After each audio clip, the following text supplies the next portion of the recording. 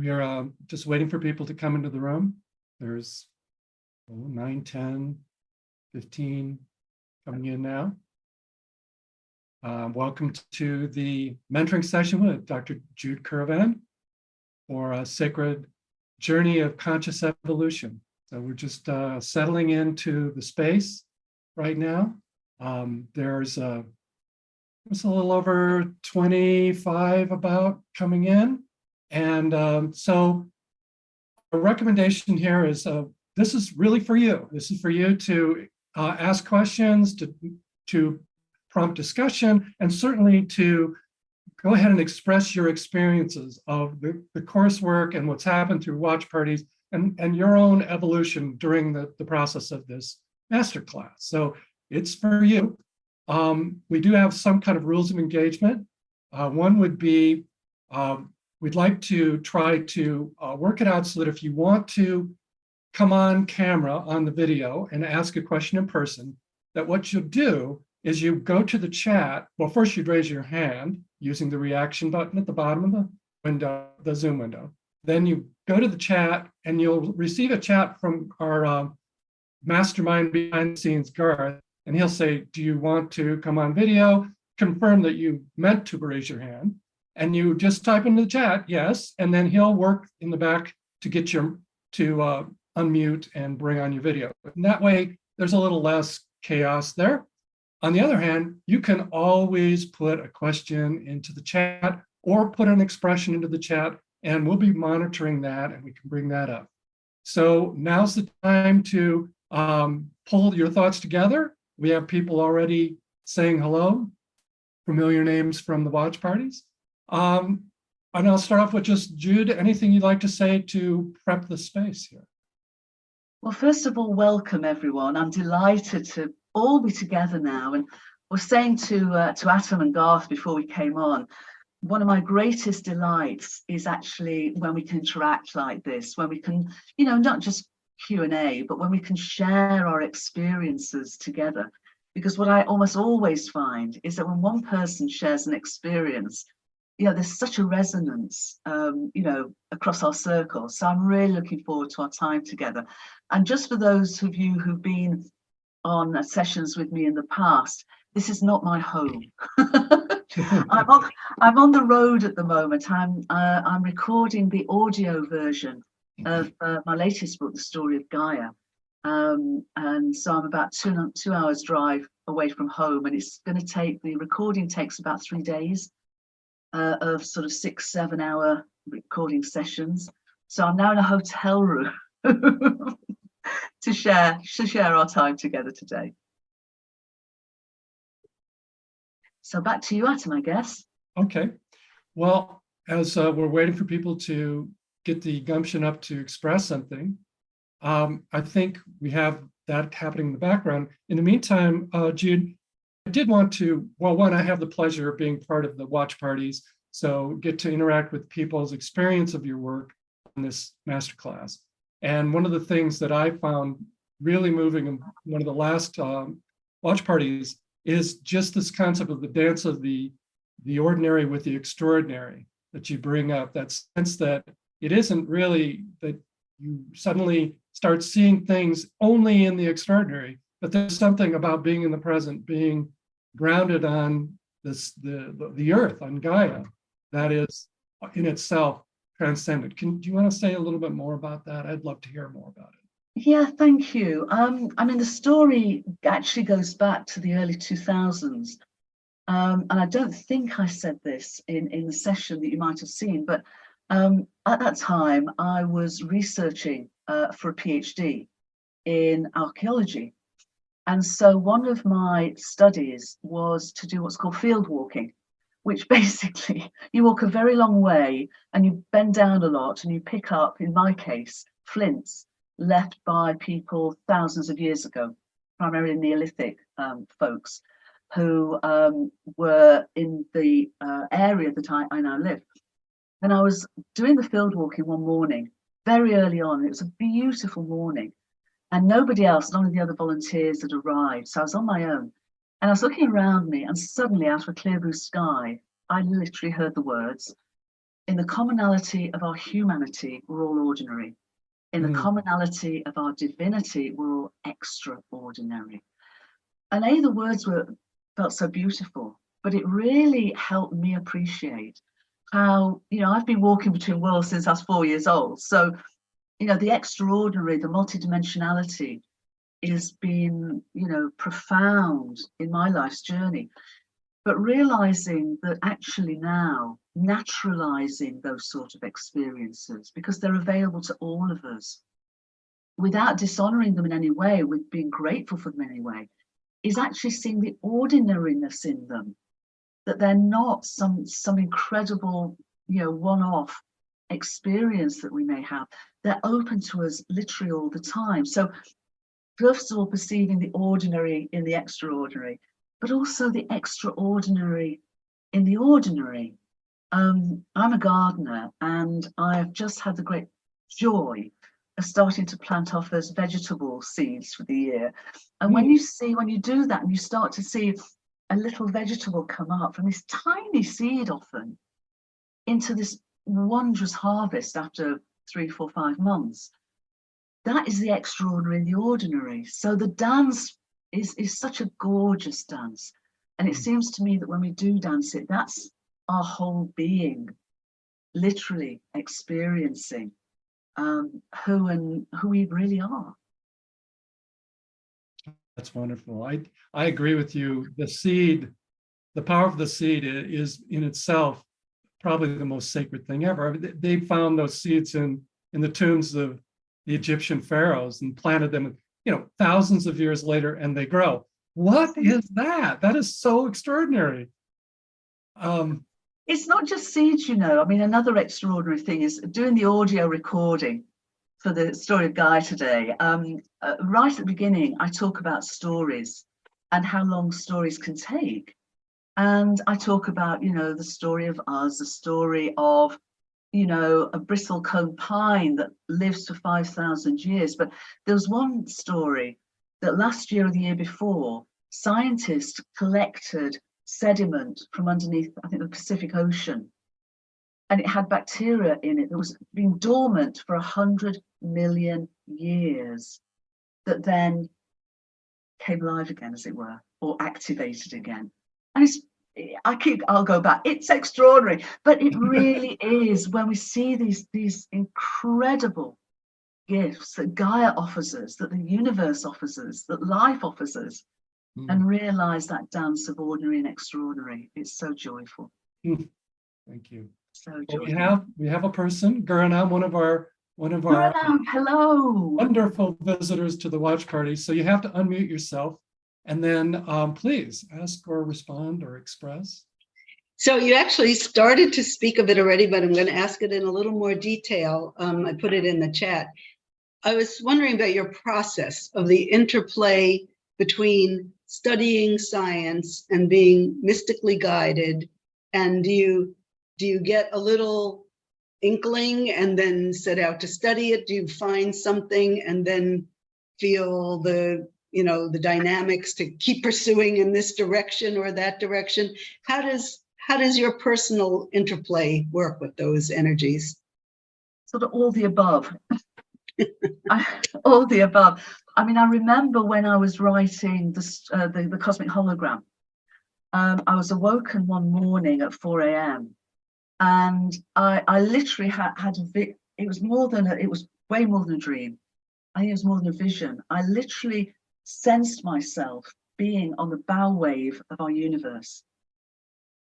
I literally could feel that sense of, this huge past behind us, this 13.8 billion year story behind us, and standing on the bow wave and sensing what that means, and realizing that that's where we all are, And now at this incredible moment, with all the existential threats we have, we are also at this bow wave of potential opportunity, a potential evolutionary opportunity that we talk about, Andrew and I both speak of. But I actually viscerally felt it.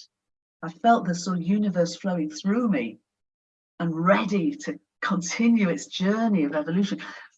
And that's one example. often I'll find, Grenam, that something comes to me, and then in a synchronicity, I'll find a paper or a discovery or whatever it may be scientifically. But usually the intuition and the insight comes first, and then the research or the discovery or whatever it may be tends to follow. But occasionally it works the other way around. I'll come across something and that will take me onward down that journey. But again, it's a dance. It's a both and in that sense. And that's been true in terms of writing the story of Gaia, which is taking on the whole evolutionary story of our universe and us as microcosmic co-creators, again, with this incredible choice as to who and how we are. So I hope that sort of gives a very brief taste of this.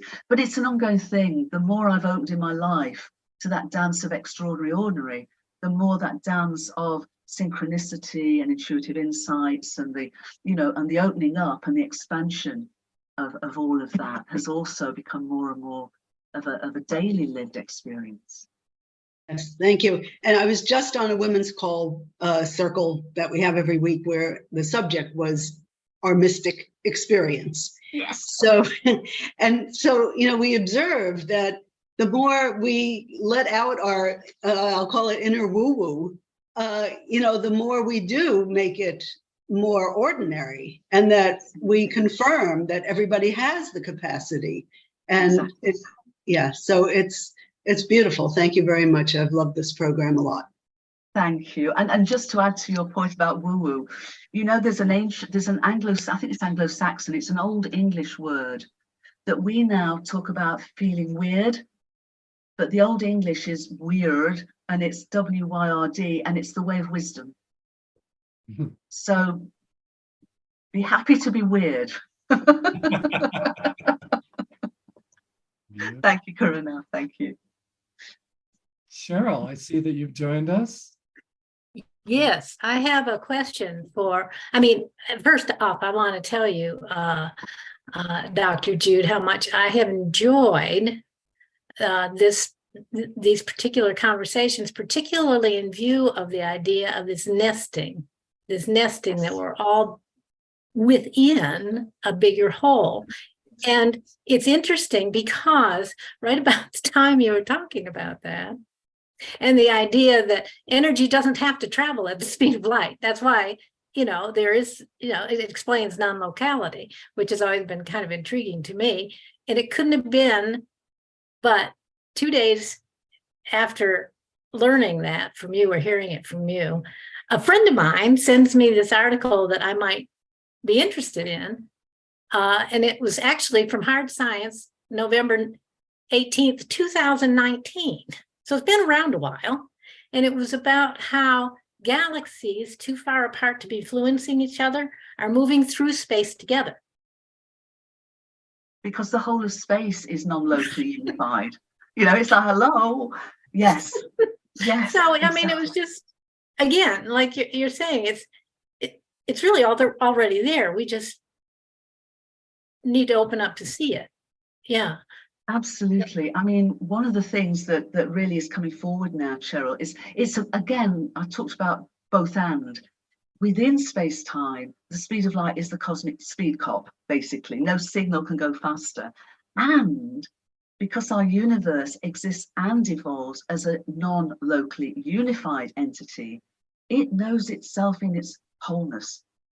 And we, as microcosms of that wholeness, can also access that wholeness, hence all of our supernormal powers, whether it's telepathy or remote viewing and intuition. It's why synchronicities are natural within this framework.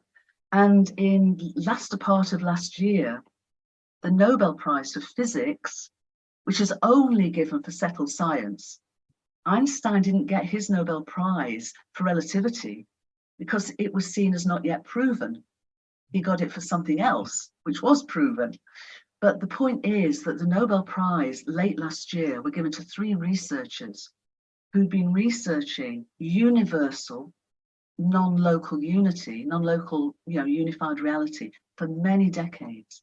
So the fact that the Nobel Prize is now saying, yep, this is settled science, this is as it is, you know, I think another threshold for this realization that we literally are inseparable, and that our, you know, us and all the reality of our universe is this beautiful relational nested wholeness.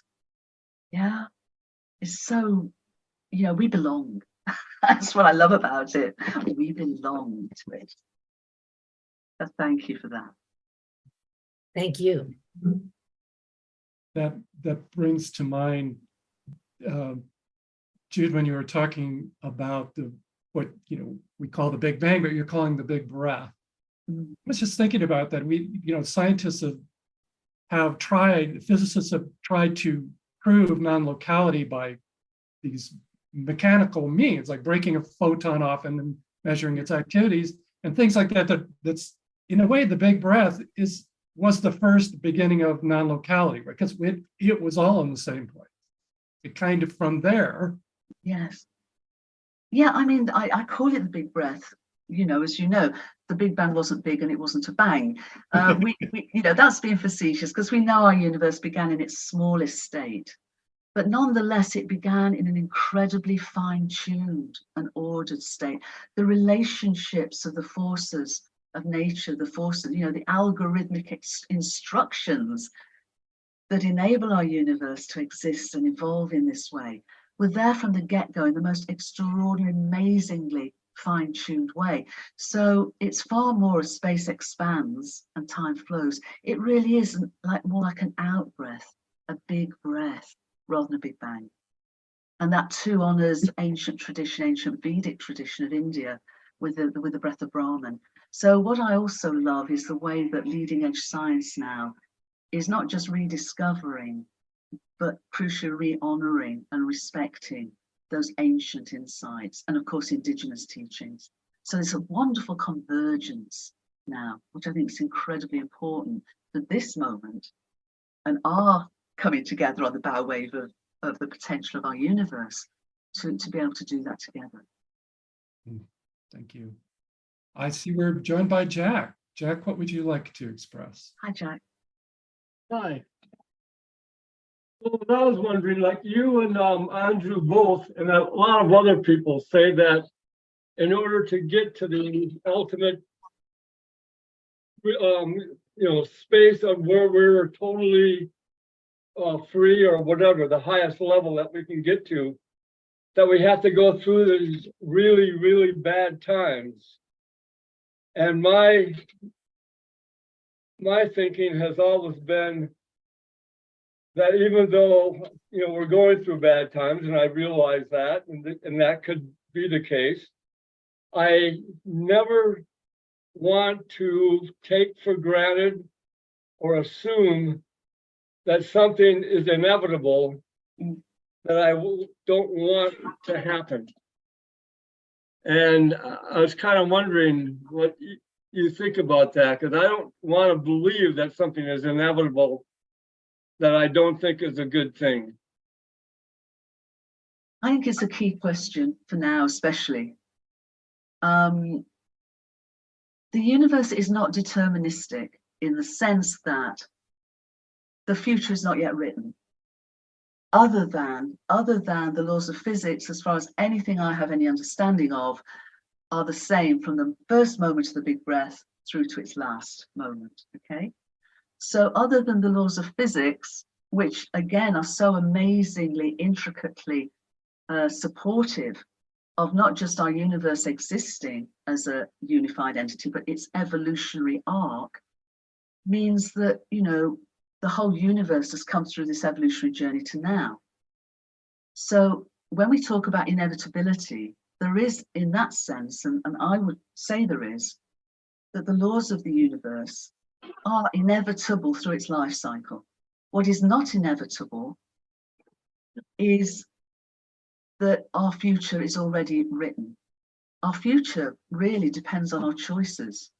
So I talk about choice and consequence.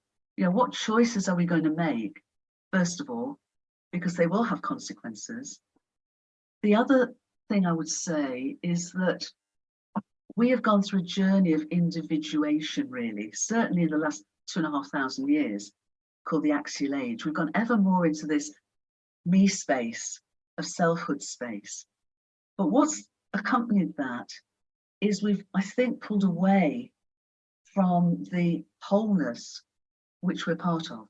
We perceived ourselves progressively as inhabitants of a universe, first of all, that is meaningless and purposelessness and dead and random and all the rest of it, but also as separate. And what we're now remembering is turning all of that on its head.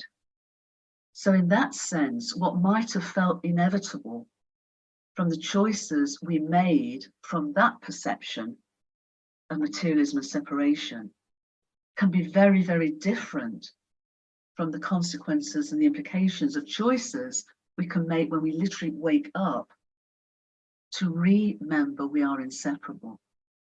And so I think a lot of what, especially Andrew talks about, is a consequence of that journey of forgetting that journey that perceives us as being separate from each other, and therefore all the behaviors that flow from that. And what we're both talking about, what I'm certainly focusing on, is this opportunity for us to wake up and grow up, as Ken Wilber said. But when we do that, we literally see the world in a very, very different way. And our choices therefore are different, and the consequences that come from them are also very, very different. Does that make some sort of sense, Jack? I hope. Yeah, I mean, it does make sense. It's I always wonder where that knowledge comes from. Like how you feel so confident about some of these things. And I'm not criticizing or anything else. No, I know you're not. I know you're not.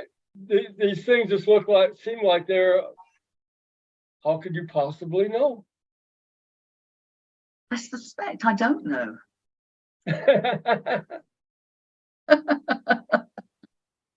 I'm offering my best shot. Okay, I like that. That's a good one. I expect people to offer their best shot.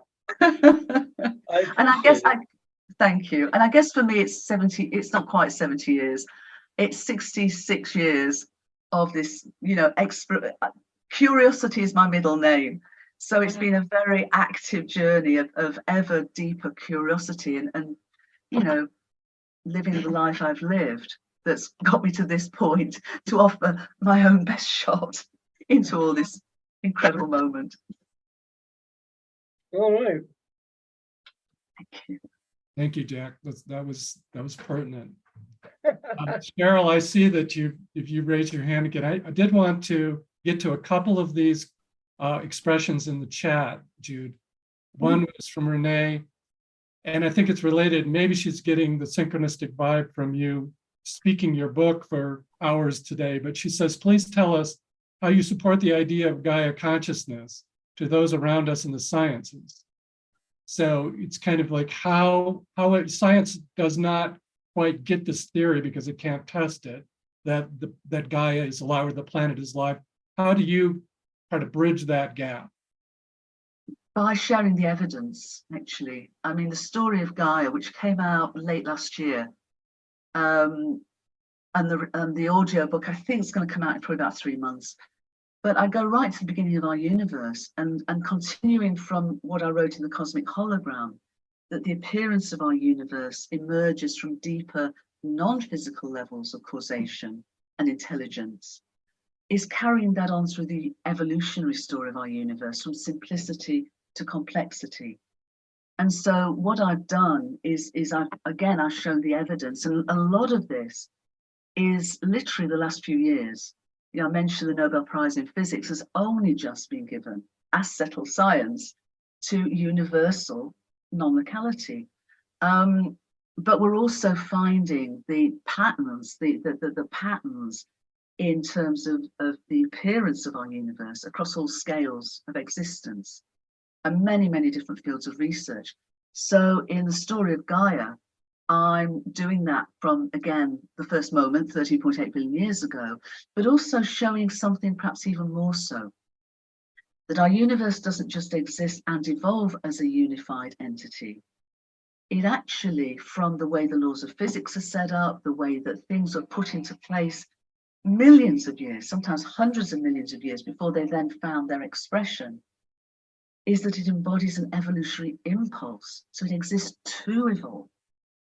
And so with that, I bridge it by showing the evidence and really then saying to folks and readers, whether it is readers or folks on this course or whatever it might be, make your own mind up. I'm just sharing from my best shot, as Jack said, but with the best way I can to show the evidence, and then people can make their own minds up in whatever way they choose to. It's an invitation. It's not in any sense an imposition. Thank you so much. Thanks for what you do along those lines. Cheryl, you're back. Well, yeah, I'm back.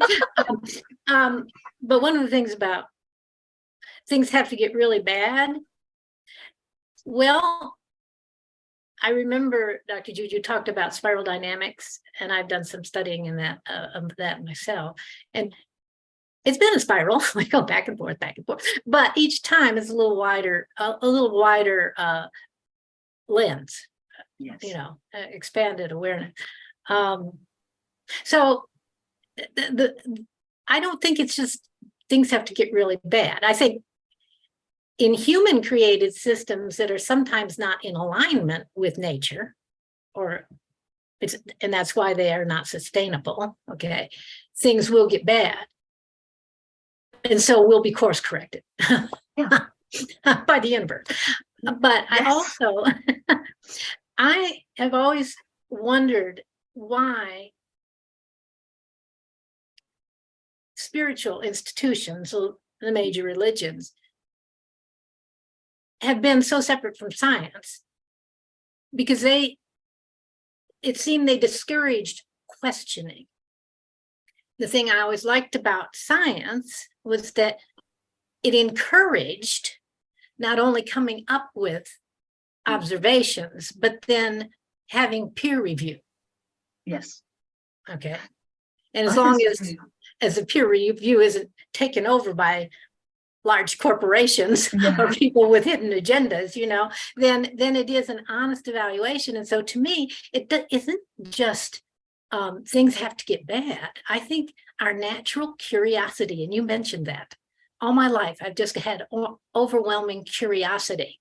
And that's what pulled me away from traditional religion, it was like they said, no, you can't be curious. This is the way it is. And I'm saying, wait a minute. And the fact that the thing I see that's the most optimistic to me is that, and I'm going to say joyful, because I think joy is an urge too. It's a yearning. All right. I agree.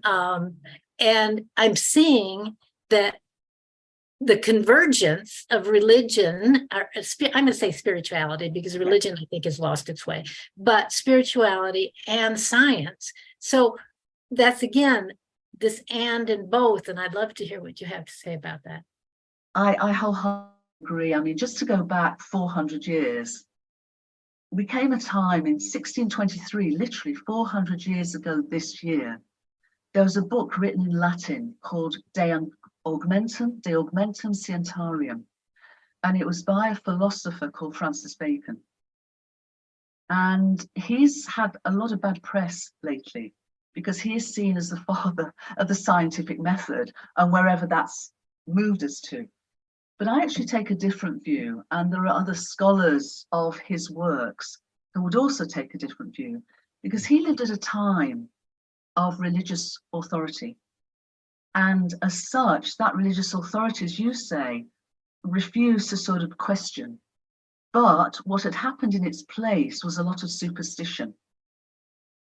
And what Bacon was really trying to do, I think, with the scientific method, was he was trying to move beyond superstition with this curiosity about the nature of reality, and a method that would be both replicable and subject to, consensus.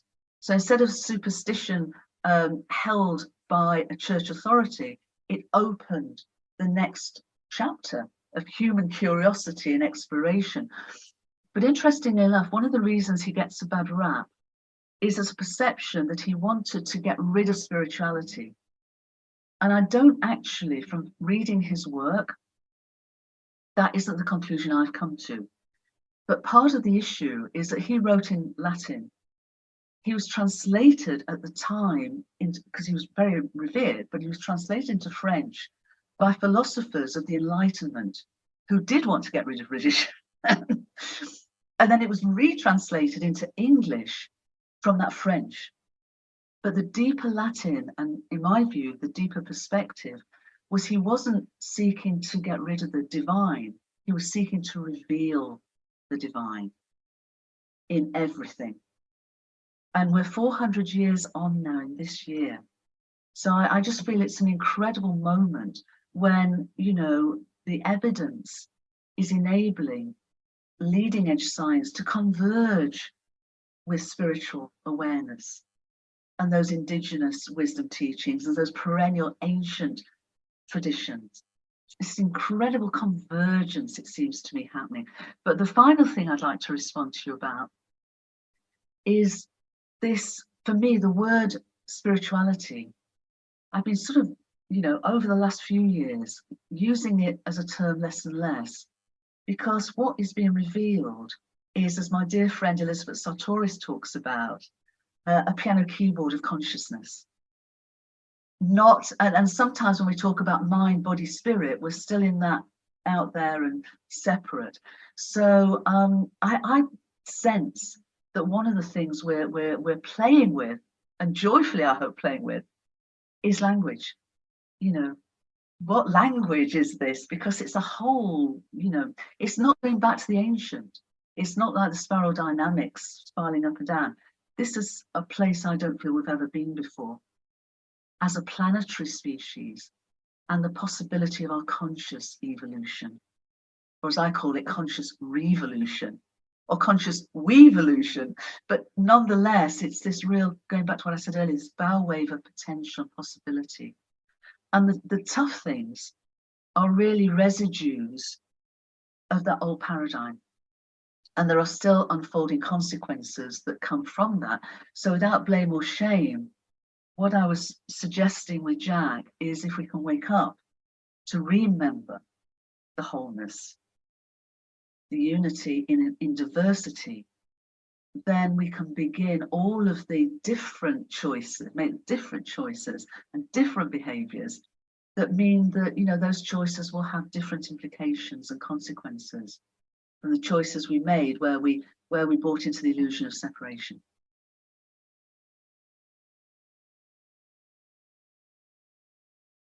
Thank you. That is, it's one of these things about science. I have to stick up for science a lot. I studied to be a scientist early, but it's also true that one of the ironies of science is that in creating the inquiry, the method of inquiry, in order to question things, that there's this inertia to believe that what you've just discovered is the new fact. Questions. So this is kind of a craziness about it. And so you get these peer-reviewed juries, which are basically saying this can't be true because it's not what I think, or it's not how I did it. And that's always that interesting. Yeah. Yeah, it's that. And thank you for raising that, because it's really important. I mean, Francis Bacon was of the view to follow the evidence wherever it leads. And that's always been my way shower, and sometimes it's very uncomfortable. And sometimes it's like we've got and this is what happened, of course, 100 years ago with the quantum revolution and the relativity revolution. But what happened is the deeper clues that they were offering, that reality is not separate, were shoved to the side because, that was so radical. And of course, then going back to what you were saying, Cheryl, there was still this perspective of science and religion doing this. and science was unwilling to be sort of, you know, enfolded, whatever. But as a result, we've got another century to this point. But that century has been that science has almost, you know, become technological.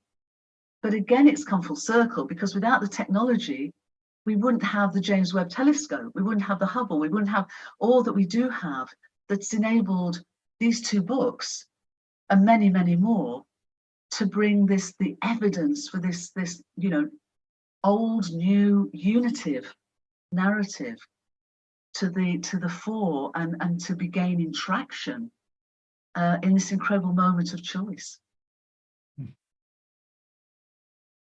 So true. And it almost seems like weekly, some new discovery of the edge of the universe comes out. It is some Yes. supermassive black holes that they could never see before. And it's like, wow, you know, you got to keep an open mind. There's going to be so many more things coming up. Yeah, absolutely. And of course, the deeper what's coming up now is that the appearance of our universe is not its fundamental nature, that its appearance is arising from these deeper non-physical realms of causation and intelligence. And you know, that is so the direction of travel now. There's a long way to go. This is always a work in progress. But, you know, we're getting cosmologists more and more realize that sometimes they don't like what it's forcing them to realize. But, you know, the evidence is now getting so compelling. And it's not just at cosmological scales. It's literally down to the most minute Planck scale and every which way upwards. And, you know, going back into all this nesting of the you know, the ways in which the appearance of our universe is manifested. So it's amazing time. It is amazing. I get a kick out of it. Gerald writes in the chat, I appreciate Jude's reminding us of the reality of us being on the front edge of this evolutionary wave, both humanity and cosmically. And from time to time, there are spikes that are appearing in the front of this wave in the form of those we identify as avatars. That's just his thought. And, yeah, and you know, going back to the spikes that Cheryl's referring to, and we were talking earlier as well, you know, the story of Gaia as a planetary home is replete for the last 4 billion years plus of times of very slow movement forward in evolutionary terms, times of sort of middle of the way evolutionary terms, and then times of incredibly rapid, often catastrophic, but incredibly rapid evolutionary terms. So I like to talk a little bit about those leaps forward from simplicity to ever greater complexity. Because what happens in those moments is, instead of the sort of the linear genetic, generation to generation working its way through, there's a huge amount of what's called horizontal gene transfer. And there's, you know, incredibly complex reorganizations of bodily forms. And we've seen that quite a few times. Now that's horizontal gene transfer. I'm talking now of horizontal meme transfer, because the memes that are our new ideas are for me, this horizontal meme transfer are bringing these new ideas, new ancient but evolving ideas, and the evidence to support them, to underpin them and frame them, you know, into the possibility of us literally waking up and consciously to evolve. And that's why Andrew and I came together, you know, thanks to Humanity's team, to help this course, because it just feels the timing is perfect. Yeah, I feel that too. It has been building and building. It's beautiful to have it seem more normal to talk about these things, which is reflected in a lot of the chats also. People are saying, well, seems like easier to talk about, but it's hard to talk about with others. I mean, where is the challenge or the education necessary for us to get to a place where we can talk about it to people who are really skeptical? What's that place for us? And I think it's in that sacred act. I agree. I think there's a lot happening, that a lot of it is what I call under the radar at the moment. But for example, a couple of examples, I'm working with a whole group of unitive educators. So unitive education coming from this unity in diversity. And our new king in the UK, Charles, wrote a book some time ago now, the Book of Harmony. And in it, he wrote of our universe is a unified living entity, right? Now, the people who've been working with him are now working on the Harmony Project UK with 30,000 students as still a pilot, bringing this understanding into schools. And so I'm part of that movement forward in unitive education. But I'm also working with leading pioneering economists, working on unitive economics, people like John Fullerton at Capital Institute, people like David Courtney at Club of Rome, people like Rick Clugston at Earth Charter, so many more wonderful folks. People like Thomas Legrand on unitive politics. People, you know, it goes across the whole range of how we can bring this unitive perspective.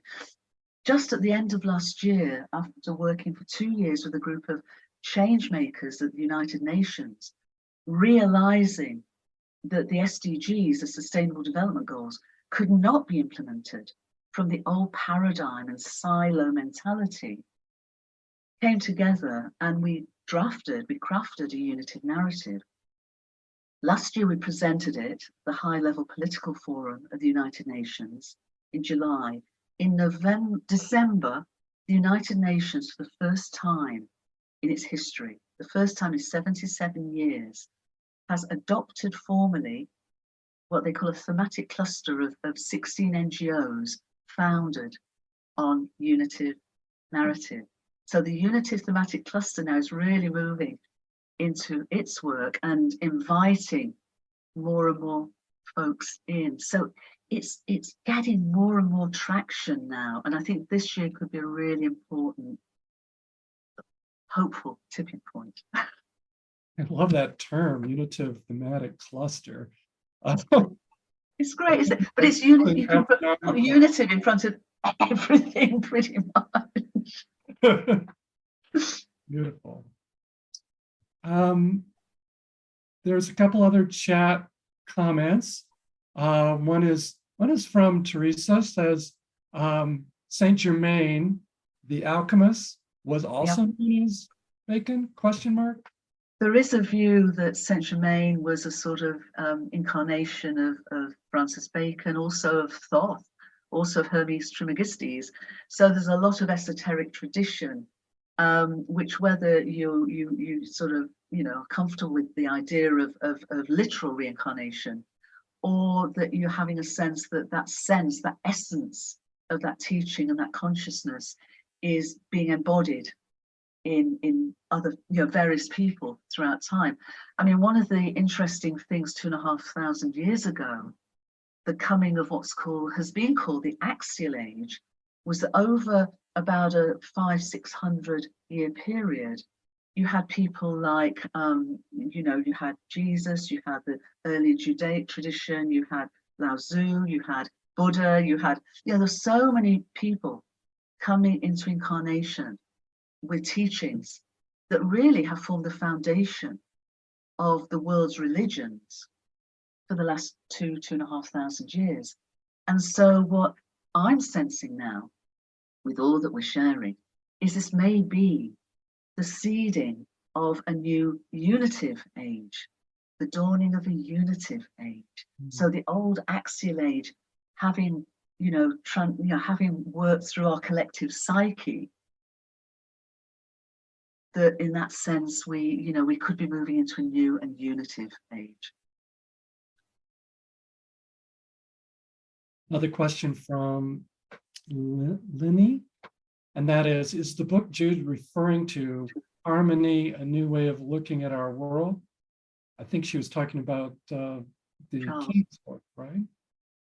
I was talking about King Charles's book of some years ago, and I can't remember the exact title, but it was very much based on harmony and you know, principles of harmony. So resonance, coherence, you know, really going down into the traditional perspectives of that. But it's now been taken forward into a 6-year process that actually follows the national curriculum of the UK to bring all of these principles in. And I'm working to take it even deeper, as it were, into this unitive understanding as a framing, as an underpinning and framing for it.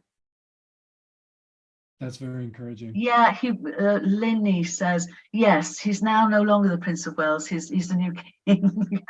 So, but yes, he was the Prince of Wales then. He was the Prince of Wales. And this is something he's been involved and interested in, along with the environment, all his life, pretty much. Well, we have Jack joining us again. Hi, Jack. Hi. Yeah, I'm not sure this fits the subject, so if you think not, then just, let me know, but because you're so knowledgeable in so many things, my thinking has been for quite some time now that we have all these people who are educated and intelligent who feel that we need to change. We need to work towards creating a world that works for all. And yet we have such a hard time getting organized and collaborative, at least to the level that we really need to be, because I think we have to more realize that the people who are pretty much running this planet are very collaborative and organized, despite what they sometimes say about competition. And I guess my question is, have you thought much about why can't we just realize that we have to get much more collaborative and organized, and et cetera, and just do it, and just do whatever is necessary to do it, even if it's something that we might not quite be totally in. Well, I think you get what I'm getting at, so I'm gonna let it go at that. I do. I think it goes back some time.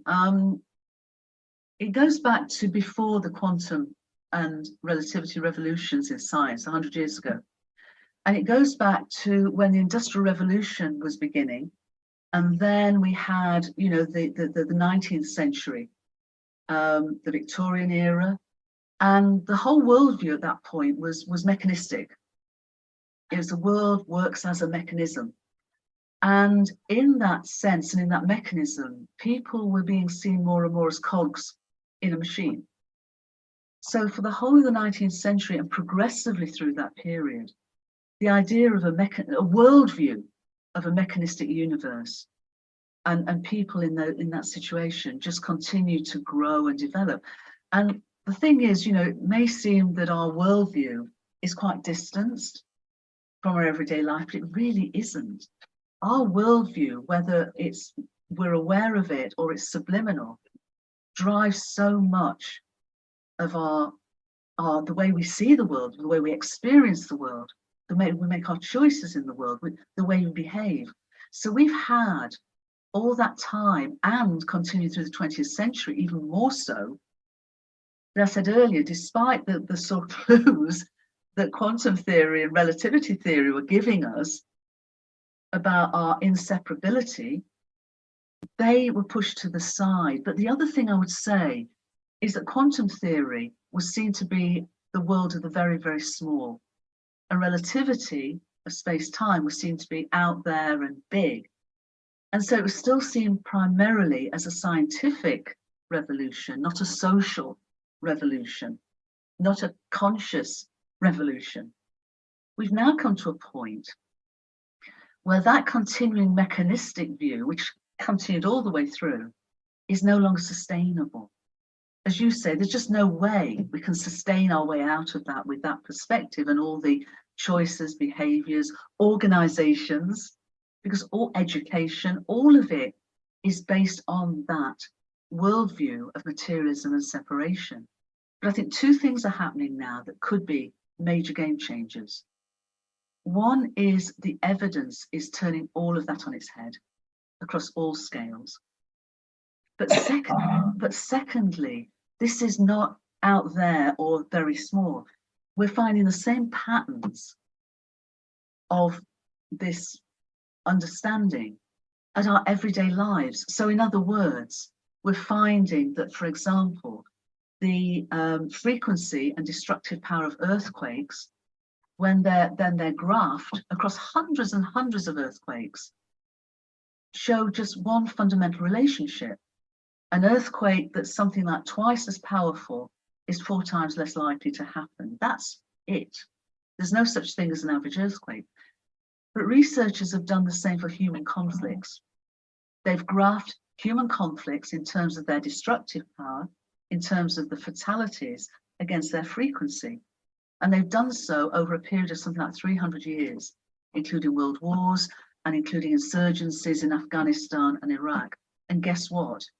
They're the same relationship between destructive power and frequency as there are for destructive power and frequency of earthquakes. We're finding this. The internet is absolutely, the internet is showing the same patternings of hubs and connectivity as the Amazon, as ecosystems. We're finding that cities, in terms of population density of people, grow in the same way that galaxies and the population of stars grow. This is not something out there. This is something in here. This affects our everyday lives. So I think A, the evidence across all the scales, and B, that it is wholly relevant to how we live our lives and the choices we make. I think potentially a game changer. And the third thing is the unsustainability and the existential threats we face, I think, are all coming together to sort of ring a very loud bell for us to wake up. And that's what I hope we're doing. And when you say, Jack, about there's not enough, I found that in the last even few months, there's an acceleration here. So every one of us on this course has, you know, the same ability to respond, to initiate, to link up and lift up in any and all ways. A whole worldview, we have a saying: act local, feel global, think cosmic. So acting local, whatever that means, you know, it begins because, you know, we don't know where those ripples go. And feeling vital for us to heal our relationship with Gaia as our planetary home. But what thinking cosmic does is it holds us as microcosmic co-creators within the wholeness of our universe and its evolutionary impulse. So it's that dance again, you know, it's the extraordinary ordinary, but this time it's the breathing out and the breathing out and the breathing in of acting local, feeling global, thinking cosmic. So lots for us to link up and lift up together to bring forward. Hear, hear. Thank you again for a wonderfully provocative point, Jack. I appreciate that. Everybody who's expressing things in the chat and in video, that it's very juicy stuff. Thank you. I know, and one thing you didn't quite get to in his question, which is something that's very dear to my heart, is this: why is it that people who seem so enlightened can't seem to collaborate? I did a quest on my own to ask this question of 150 people through my mentor, Barbara Marx Hubbard, years ago. And it was during COVID. And by the end of the COVID year, I was getting a different kind of response, thinking of those clusters of thematic content in a way, is that there's a sense of like, wow, in some ways, the pandemic was a unitive experience for many people. I think that's right. I mean, I write in the story of Gaia about viruses because they are one of the very oldest and certainly the smallest of Gaia's organic children. And yet they are incredible evolutionary change makers. I mean, how could it be that one of the oldest and smallest of her children stopped us in our tracks? So, you know, and I agree with you, Atom, I think it did. And I'm certainly finding that the willingness, the real proactive willingness to collaborate now is hugely further forward than it would have been even a few years ago. I mean, some of you may know that there was a meeting in Sedona last week to seed, to ignite something called the Hollow Movement, HOLO movement. Now, the Hollow movement is a term that David Bohm had initiated 40 plus years ago. But the person and the folks that we're all being involved with this now are realizing that this openness to collaborate is now really, really gaining traction. Jack, goes back to your point about, you know, doing this. We'll see what comes forward in this next year and years. But I think this is the time when so many more people are realizing we you know, this is our, if we want to have a future, this has to be the future that we want, rather than the future that we really do not want. Can I just look real quickie? Yeah. Yeah, and part of, I mean, what you answered a lot of the question that I had, but one of the things I have, you kind of answered in a holistic way of everybody. I guess what I'm looking at it in terms of also why the people who really want to create a world that works for all can't get organized to deal with the fact that there are people out there who really don't want that and want to continue controlling what's going on, and why we don't realize that we have to do it. Again, that's my question. I guess for me at that point, I have to, but I do open up to a realization that it's a much bigger game than just us. This is our universe. This is the evolution. This is the evolutionary impulse of our universe, in my view, flowing through us. And so it will flow through different people in different ways and different times. But more and more, I see this as a universal impulse to consciously evolve, because that's what the universe has done from its very get-go. It's evolved from simplicity to ever greater levels of complexity, individuation, interdependency, self-awareness. And I feel that we are on this cusp, this potentiality. So we have so much help here. We go back to the extraordinary and the ordinary. We have so much help here, multidimensional intelligence and support. So let's not think we're in this on our own. And when we open up to ask for such help, when we engage in that help, when we attune and align with the evolutionary flow of the universe, then I think this is the greatest moment as a species, our greatest opportunity as a species we've ever had. Well, thank you. Thank you. Which makes me posit that the primary unitive thematic cluster is both and. Both and, exactly. Exactly. Cheryl, you've come back. Yes, it's really interesting to me that this co-creation idea, and we're both participants and observers, I never grasped that. I didn't really understand what that meant. I could intellectually talk about it, but I didn't know what that meant until Zoom. Yes. I'm serious. Here we are. I am a participant and an observer at the same time. And we have been co-creating this conversation. Exactly. Right. Exactly. And if we take that to the whole world doing this, every single thing we do is affecting what the opportunities and the possibilities of the people around us.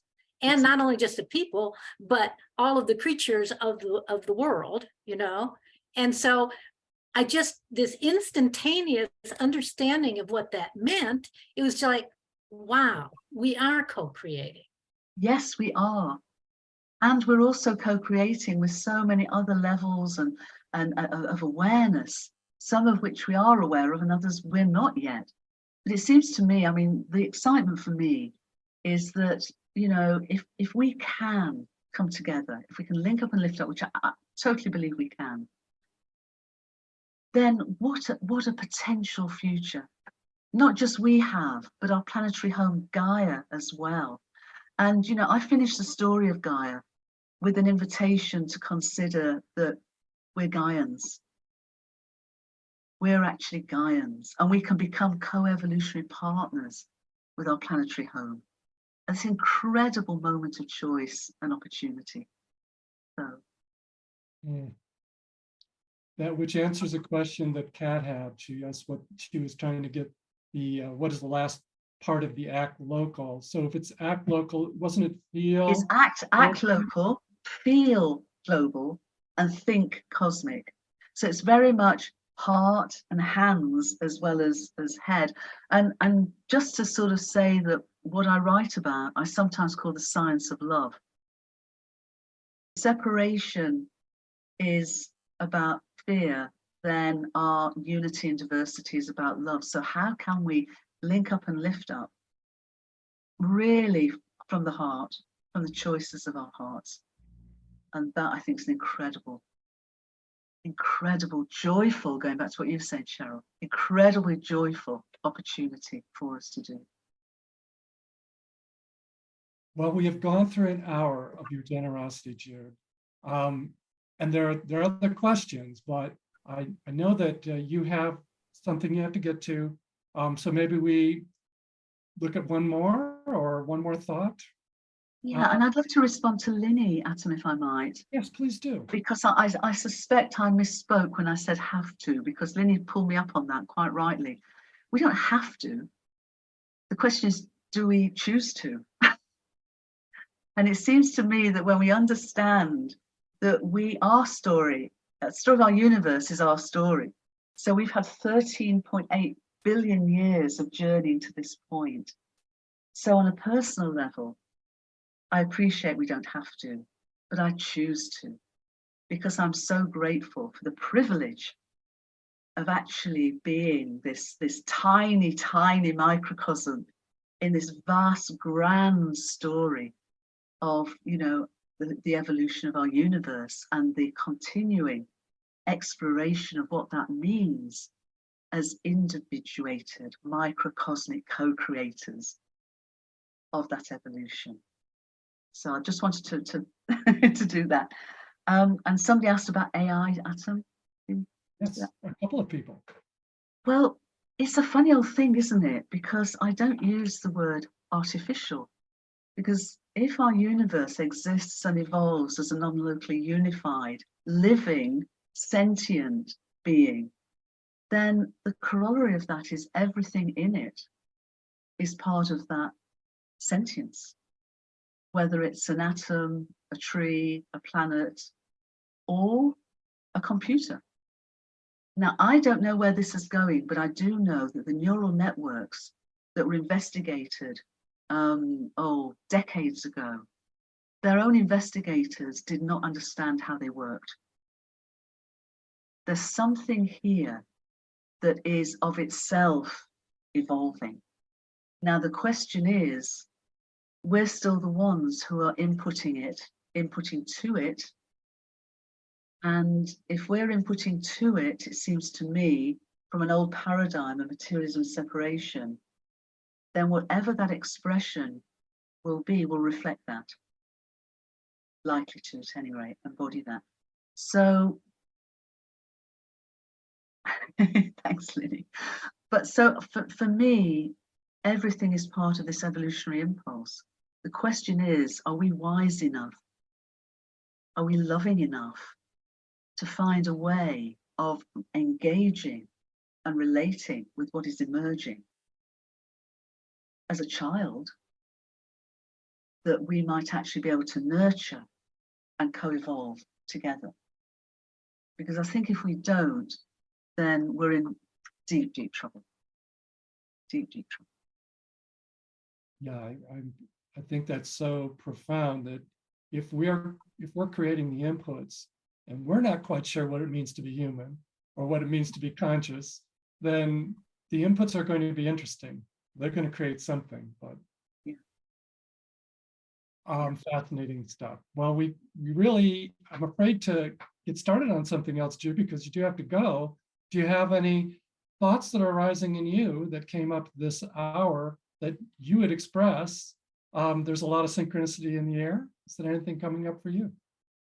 There is. I'd like to respond to Peggy before I perhaps have just a couple of words at the end. Peggy says, do you think of God as the creator? I asked that question in the cosmic hologram, because if we are perceiving that mind and consciousness aren't something we have, but what we and the whole world are, so the appearance of our universe is essentially a great thought rather than a great thing. And so for me, God is everything, or whether, regardless of the word we use, God, Allah, great mystery, great spirit, cosmic mind. There's nothing that cannot be God in that regard. So it's the both and again, creation and co-creator. But creation, creator and creation, where the creation is also co-creatively participating as individuated levels of awareness, which is what essentially we are. So it's moving from this sense of duality, either God out there or spirituality out there or whatever it may be, to a greater appreciation and realization of unity, of wholeness, both in its infinite and eternal aspect as cosmic mind and as a finite aspect of our wondrous, evolving, gorgeous, heart-filled universe. So to finish, I would just say, again, thank you. And from the wisdom in the chat, everybody's wisdom is invited. Everybody's wisdom, I would say, is needed. Everybody's, we all belong. We all belong in this story. We all belong to this story. We all are this story.